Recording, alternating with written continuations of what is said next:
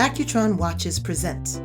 From New York City, this is the Accutron Show, a time travel through American culture with your hosts, Bill McCuddy, Scott Alexander, and David Graver.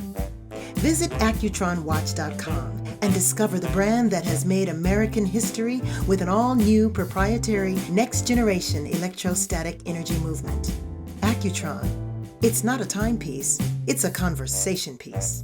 I knew We Are Family was a smash. As a matter of fact, I knew We Are Family was such a smash, I didn't allow the record company to put that song out first. Yes, you're hearing right. That is Nile Rodgers, the music icon. But up first, I'm Bill McCuddy, along with editor David Graver and Scott Alexander, and we are talking all things music. It's got a beat, and we can dance to it on this episode of The Accutron Show. Stay tuned. This podcast is presented by Accutron Watches. Visit our website, accutronwatch.com, and discover our iconic Space View 2020 collection, recreating the stunning visual impact of the original open dial design combined with an all-new electrostatic energy movement.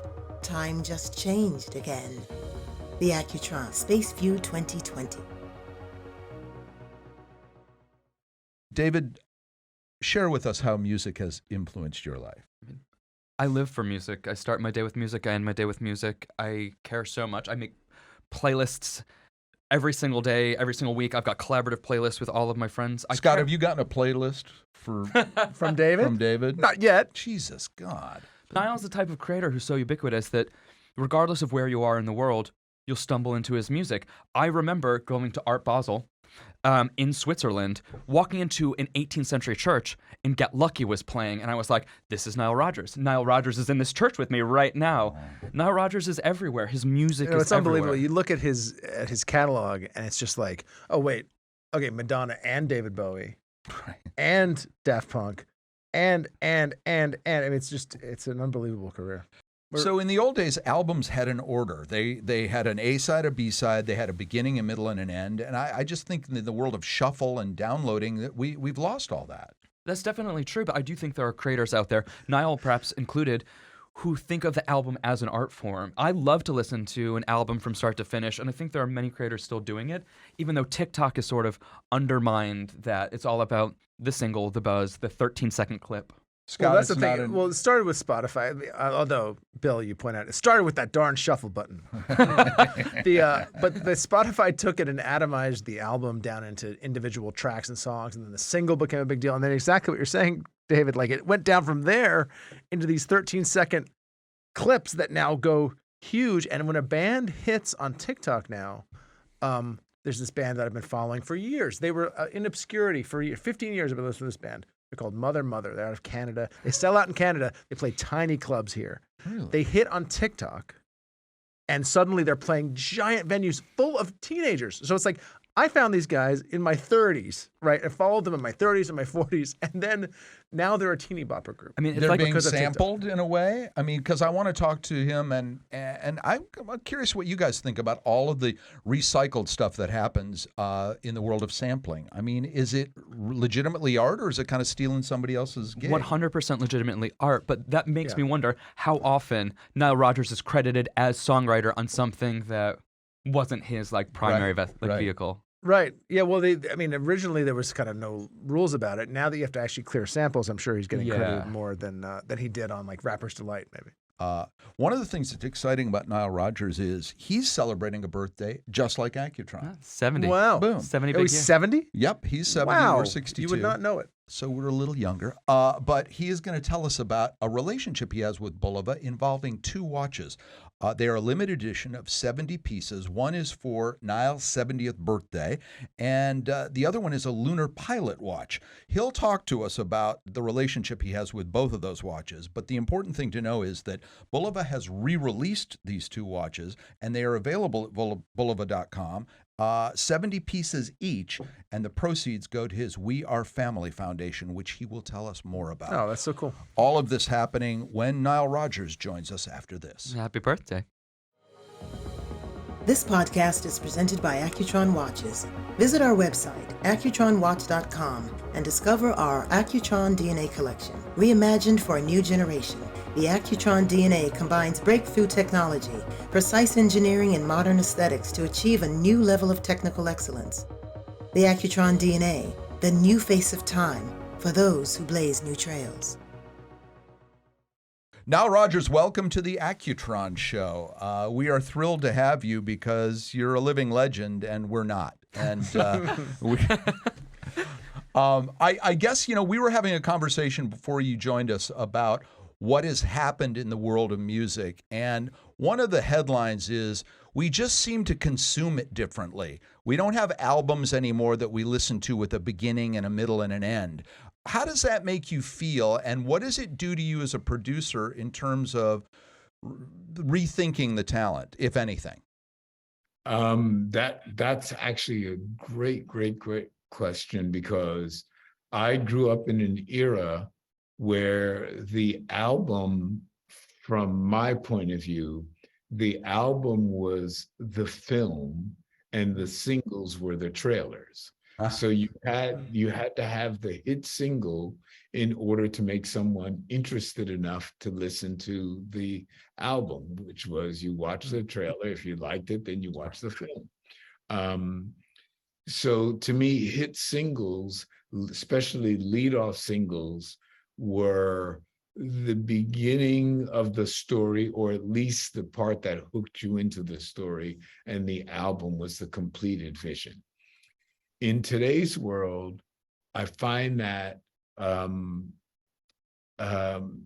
the consumption of music is actually a reflection of society. We're a society now that's basically a headlines-oriented society.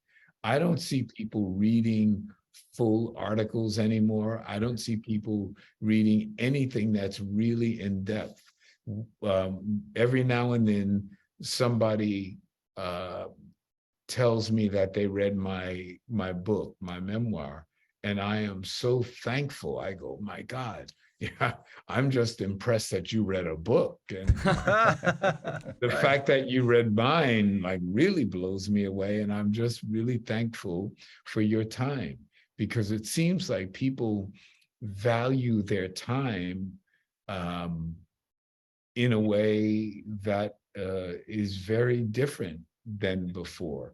In the old days, when it came to music, it seemed like the listening to music and spending your time listening to music was actually entertaining and rewarding. It was like, it wasn't something that we felt like you were giving to us. We felt that if we earned that interest, that's all we needed. If we just earned your interest, and then you decided to spend your time having a good time listening to our music or listening to, heady music, that was all still the same to us.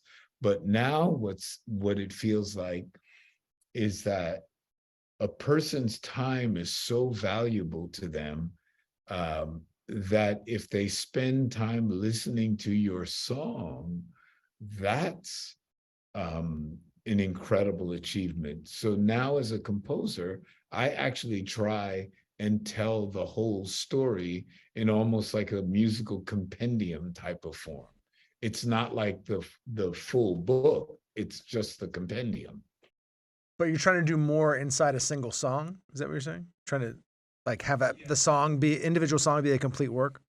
Yes, so the individual song is more of a cinematic journey that has a beginning, a middle, and an end, not to just one song, not to just what would have been the trailer or something to interest you in the book, if you will. Right. It's now the book, and the book is a short story. Are songs getting longer in that way? Like singles, and the songs were always medium. The singles were kind of on the shorter end, though, of the tracks on an album. Is that right? Yes, but not in my life. Singles, if you look at my history, the lead single is always the longest song on the album. Oh wow. Oh, really? And it's always because of the technology. So what happened is that when I had my first hit, the 12-inch single was the new hot thing. So it's funny, I did an interview today with John Taylor from Duran Duran, and he talks about how the music I did with them being these really long production pieces, 8 minutes, 7 minutes. My first single was 8 minutes long. If you listen to David Bowie's Let's Dance, most people only know the single version. They don't realize that Let's Dance is a very long song. We Are Family is a very long song. Ah, Freak Out, Le Freak is a very long song. I'm Coming Out, Diana Ross is a very long song. Upside Down, they're very long songs. I felt that because of the technology at the time, I wanted to reward the listener with the trailer being so interesting that you felt compelled to see the rest of the film. As such a prolific songwriter who's been so hands-on in the creation of so many songs, how do you feel about sampling when people take a little clip of your music and make it into something else? Oh, I think it's brilliant. I just did a song for a French animated series, which is actually an educational series, very much like what we used to have called, I think it was called Schoolhouse Rock. Indeed, sure. Yeah, yeah. sure. Yeah. Yeah, and so now this French television series is actually the Schoolhouse Rock of music. So it teaches you all about jazz and folk and funk and disco and hip hop and whatever, all sorts of music. And I wrote this thing with Snoop Dogg. And what's really brilliant about this is we use We Are Family as the basic music template, and Snoop uses it as his inspiration, but then he superimposes all new lyrics over the music. And it's not a sample because I have too much fun playing it. So it's me reinterpreting my own stuff. But it could have very well have been a sample. It could have very well have been the original recording. And it could very well have been just a loop of the groove, and it would have still served the same purpose. And it's legit, not lazy. You see it as an art form and not a crutch. No, I don't think of it as a crutch. I think of it as the educational system, especially in America, changing drastically. Remember, I'm 70 years old. When I was a kid, Pardon me, you're ageless. yeah, when I was a kid, I learned to not only read music, write music, compose, arrange, orchestrate, all of that stuff by the time I was 7 years old, 8 years old. And the reason why was because we had a standardized curriculum in America.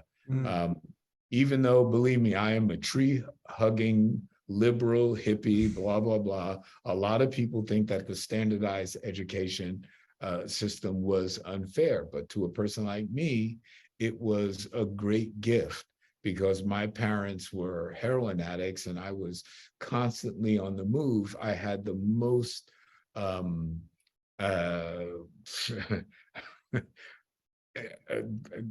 inconsistent childhood you could ever imagine.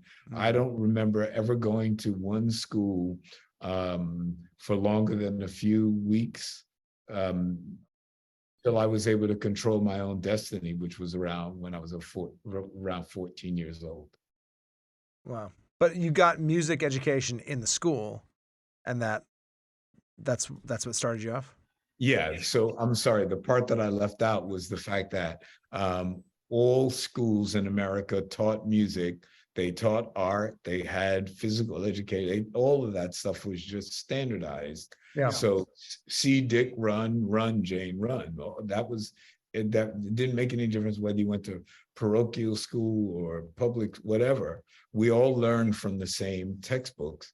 So what wound up happening was that all of the public schools had little orchestras, if you will. I mean, they range from completely horrible because we were kids to some that were actually talented, simply because the kids had a consistent life and they had parents that were, on top of them. That was not my case. So I went from school to school to school to school. But what wound up being an incredible benefit was the fact that every time I went to a new school, they assigned me whatever instrument was missing in their little orchestra there inside. Oh, that's amazing. So by the time I was 7 years old, I knew the written range of every single instrument in the symphony orchestra. Oh my goodness. I could compose for it. So what happened was, let's fast forward to my professional life, the disco era.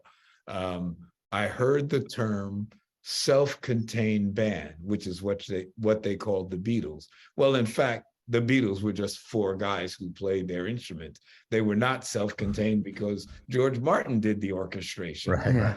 I, as a kid, didn't know. So when I heard the term, I thought, oh, well, I would do all my orchestration for CHIC. So I wrote all the string parts, all the horn parts, all the harp parts, all the symphonic stuff that went along with our music, not knowing that that's not what self-contained meant.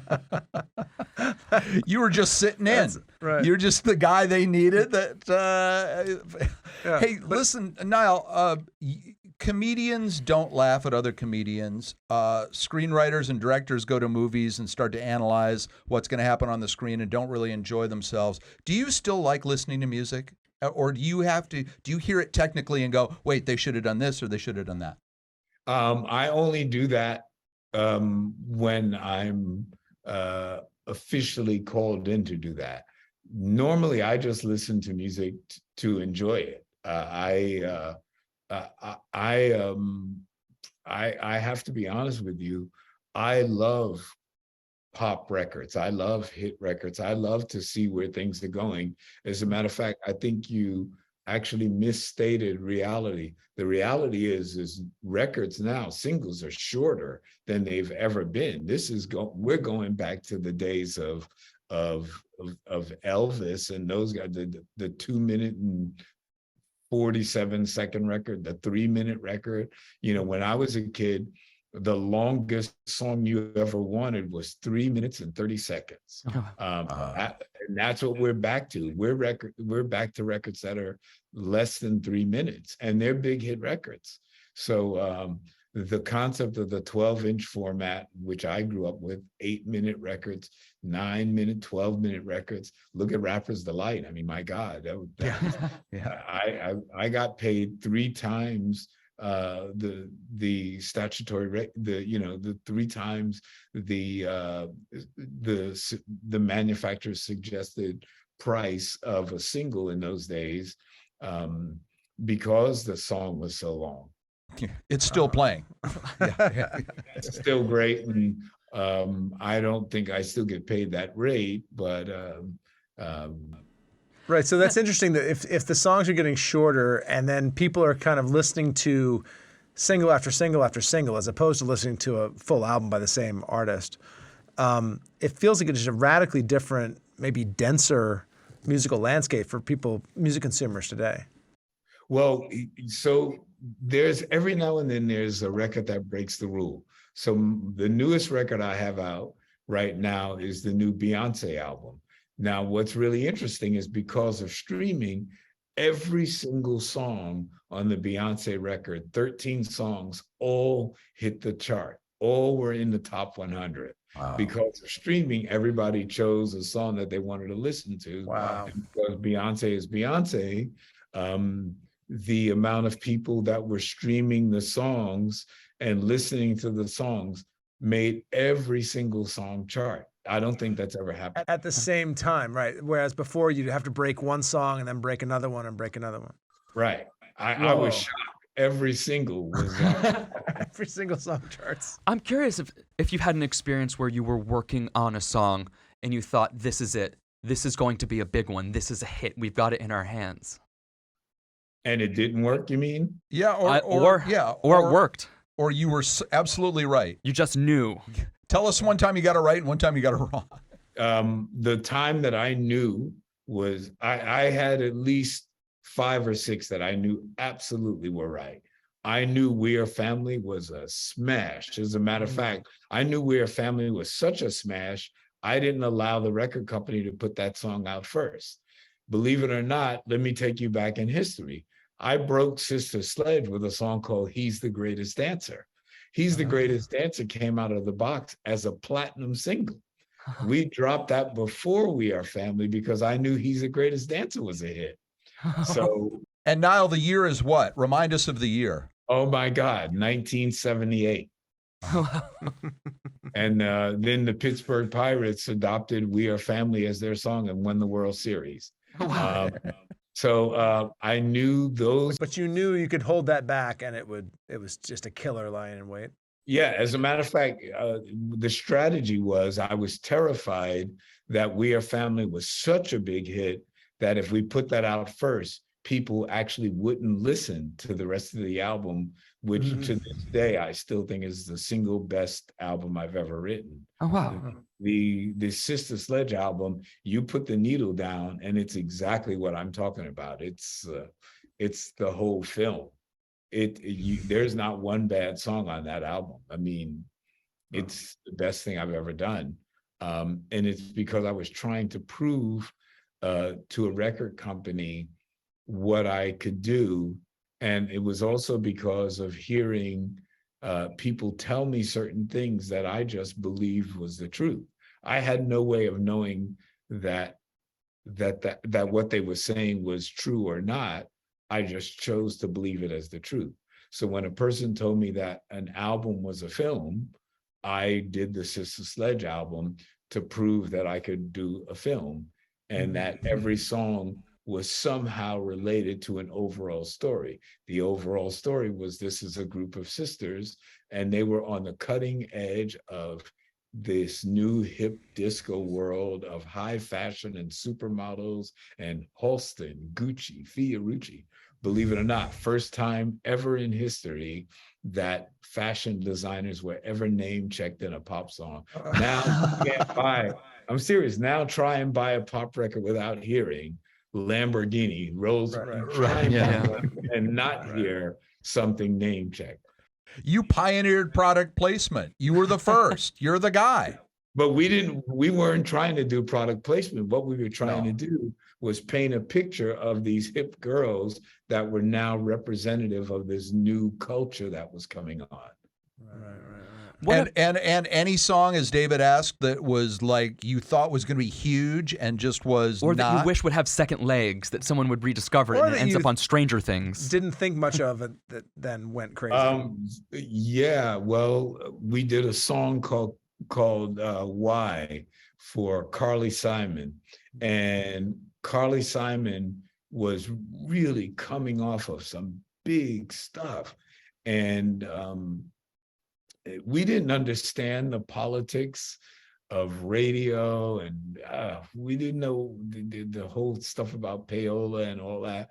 We came from a background where, as Black artists, we literally only had one lane that we could drive in. That was it. And if we didn't get to the front of that lane, that was it. Our record was over. There was no other place. We didn't have like, hey, so-and-so rock this and then rock that. Hey, alternative this, alternative. There was no such thing as alternative Black radio. There was no, there was folk Black radio. It was none of that. It was just Black radio, R&B. You had to be successful. And so the concept that we came up with was every song. So traditionally, artists believe that the chorus is the payoff, the hook is the payoff. So what we did was we said, if people believe that the hook is the payoff, that's the dessert, what if we lead the meal with the dessert? What if we Dessert give you first. the payoff first? So if you think about this, look at my canon of songs. Every one of my songs starts out like this. Dun-dun-dun-dun. We are family, or 1, 2, freak out, or Right, let's right. dance, or I'm coming out, or or Right out of the gate, give them dessert first. Yeah. every song I've ever, they all start with the chorus. It's oh what, wow, he's the greatest dancer. Everything is the chorus first. And that's funny. I now that I've become friends with people like Diane Warren, I'm this chairman of the Songwriters Hall of Fame. And I remember meeting Diane Warren, and her rap was, yep, don't bore us, get to the chorus. Nile Rodgers is not boring us at all. He has a special relationship with Bulova. He's going to tell us all about that when we come back. This podcast is presented by Accutron Watches. Visit our website, accutronwatch.com, and discover our legacy collection, reviving some of the most memorable Accutron watches from the 60s and 70s. The legacy collection combines timeless design with the technical excellence of Swiss watchmaking, each limited to 600 individually numbered pieces. The Accutron Legacy Collection, inspired by the past, built for the future. Tell us all about that when we come back. Nile, thanks. We're in awe. We're in the company of an icon. It's Nile Rodgers, and you have a watch that Bulova named after you. Tell us about it. I have a foundation. We are Family Foundation, and I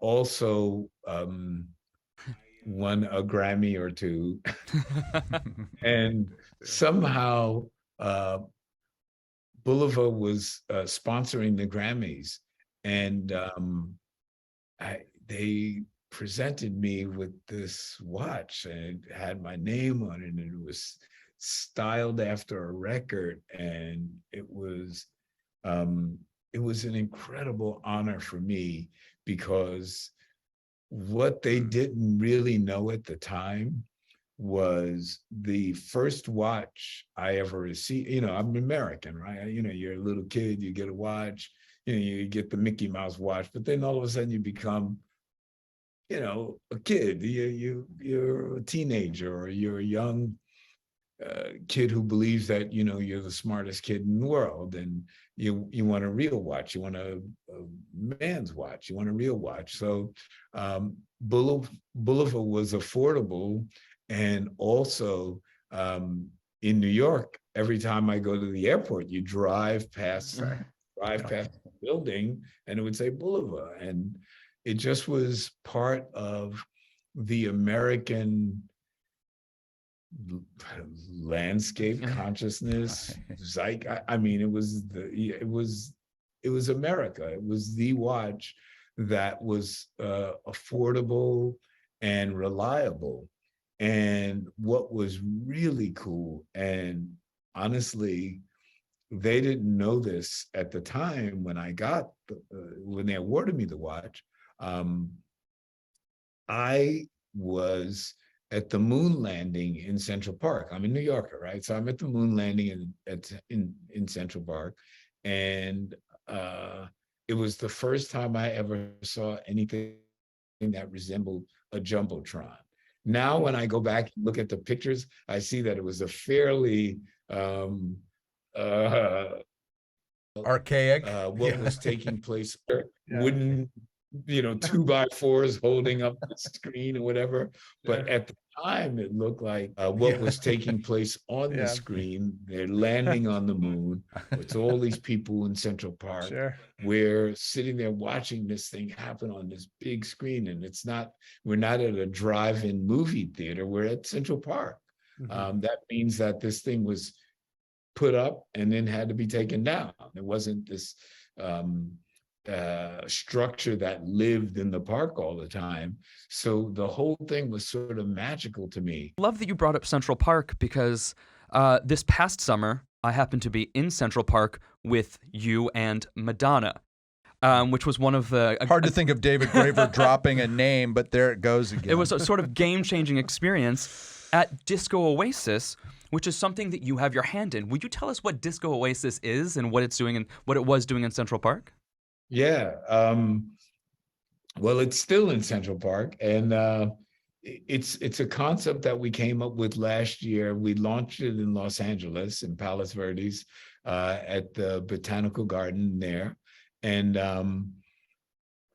it really felt incredible. Like, I've been a roller skater all my life, and there's something really magical about roller skating. There's something that is a certain type of freedom. You know, when I was younger, I used to skateboard as well as roller skate. But the thing is that the skateboard is not really attached to you, whereas the skates are, and they make you feel like a superhero in a wacky way. Like, you can go faster than other people, you can do all this special stuff, and it was just incredible.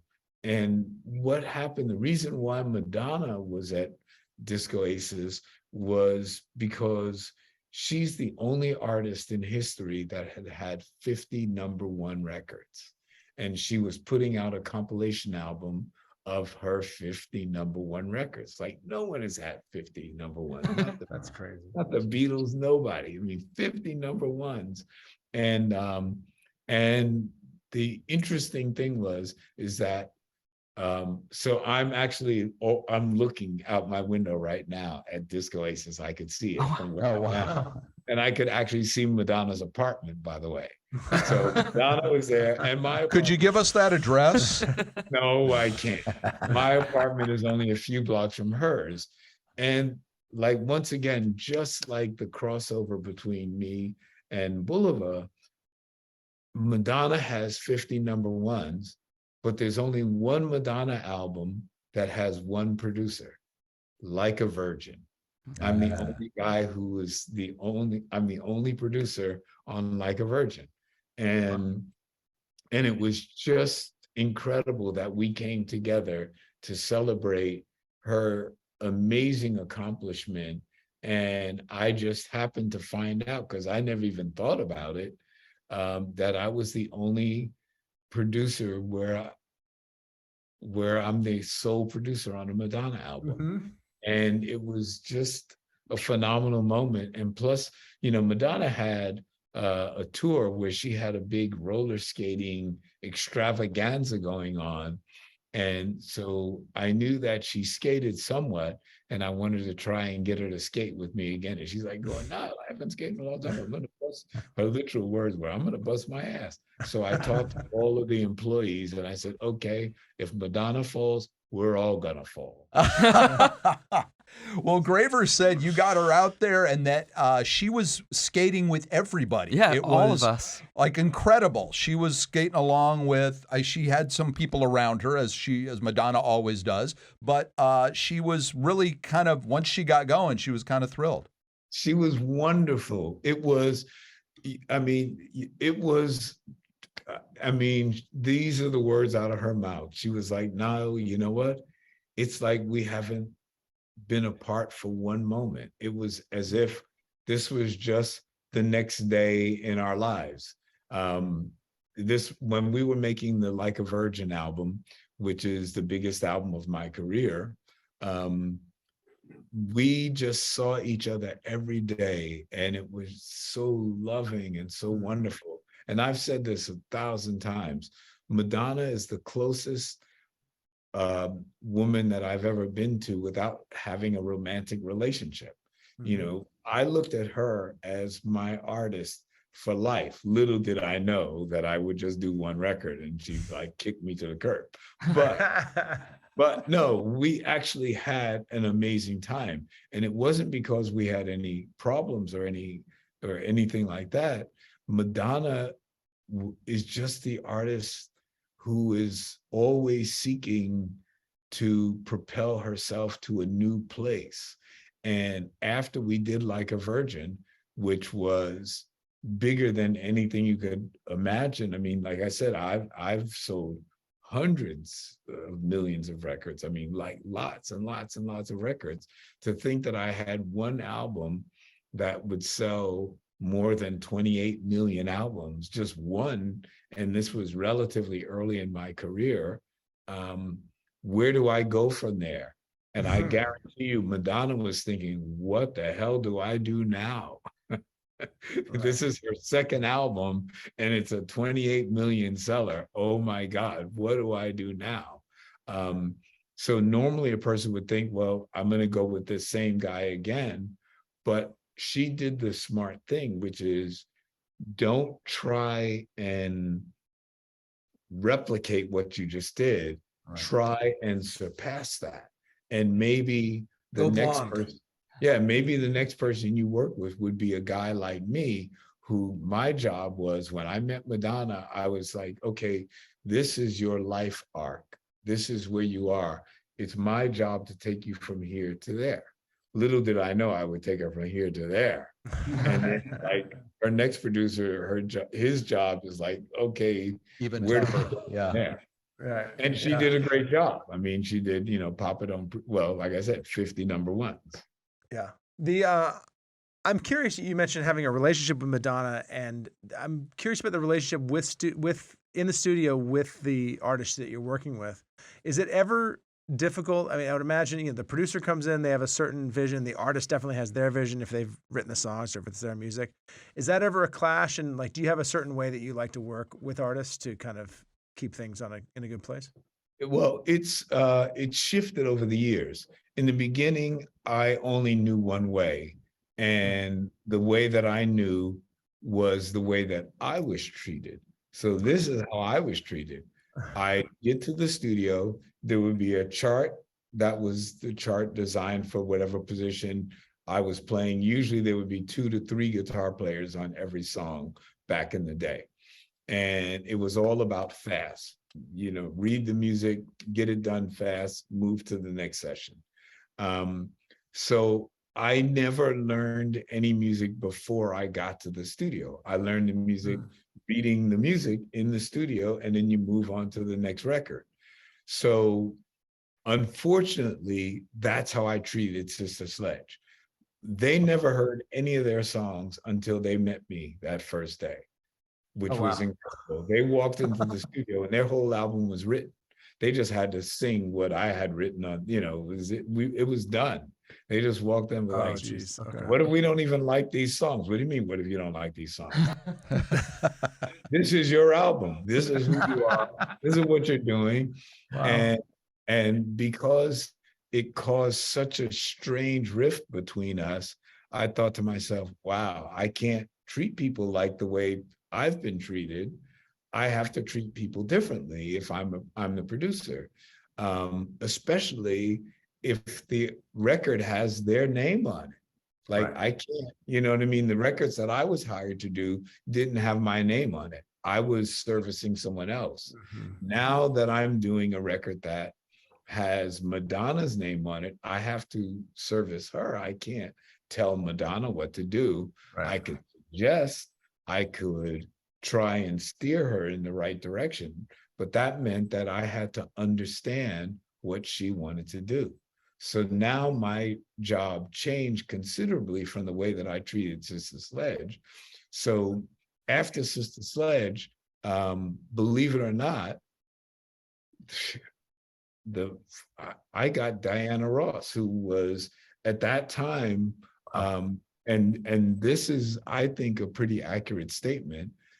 Everybody talks about, I did David Bowie, I did Mick Jagger, I did Duran Duran. Well, let me tell you something.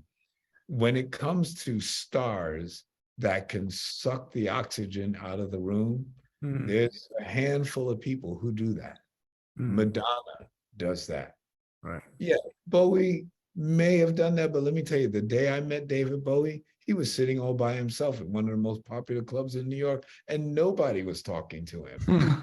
I remember going to a club and seeing Paul McCartney sitting there having tea all by himself, And because I was with Duran Duran, every girl in the place was going bananas. Not one person talked.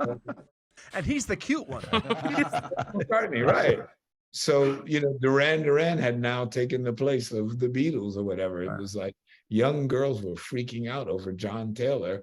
Paul McCartney was sitting there by himself having tea.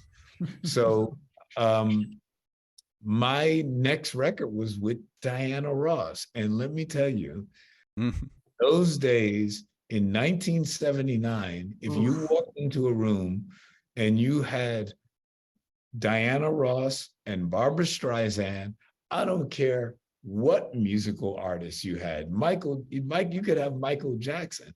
Diana Ross and Barbra Streisand sucked the oxygen out of the room. Michael Jackson was cool, but believe me, I was in Studio 54 many times with Michael Jackson, but Liza Minnelli would be there too, and Halston and these famous designers, and Michael was cool. He was part of the crowd, but he wasn't Diana Ross. Right. The fact that I wound up doing Diana Ross as my first Stars record, it's the first time I ever worked with a star, because basically we invented Sister Sledge, even though they existed before us. They didn't have, We Are Family is what made Sister Sledge. Diana Ross was already Diana Ross. Now what do I do with an artist like Diana Ross? I had to do something that was completely different. So what I decided to do was, because I didn't know who Sister Sledge was, but I invented them, well, I knew who Diana Ross was, but guess what? She was a superstar and never really had anything to do with her music other than the fact that she performed it. Berry Gordy and Motown told her what to do. Right.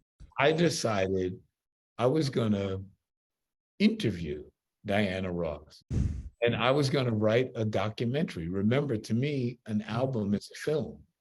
So I decided I was going to make a documentary about the life of Diana Ross. And I sat down and wrote an album called Diana.